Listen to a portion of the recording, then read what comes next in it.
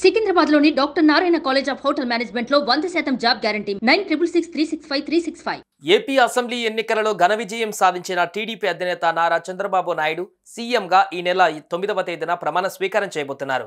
June 9న ఉదయం 11:53 పదవీ ప్రమాణం చేస్తారని ఆ పార్టీ వర్గాలు చెబుతున్నాయి.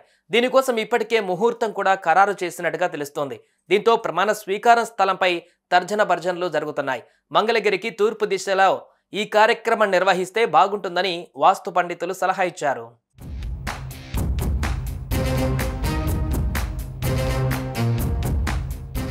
ఏపీ సీఎంగా చంద్రబాబు నాయుడు ప్రమాణ స్వీకార కార్యక్రమానికి రంగం సిద్ధమవుతోంది.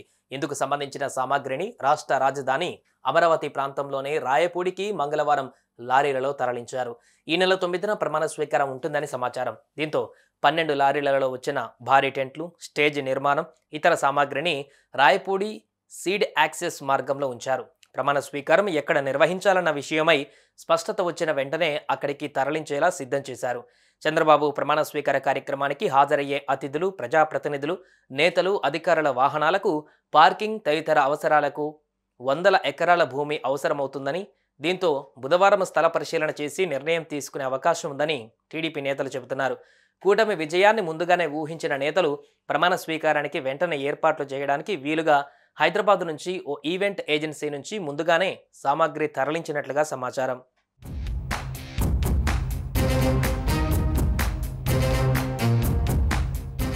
సుమన్ టీవీలో మీ పర్సనల్ అండ్ బిజినెస్ ప్రమోషన్స్ కోసం కింది నెంబర్కి కాంటాక్ట్ చేయండి.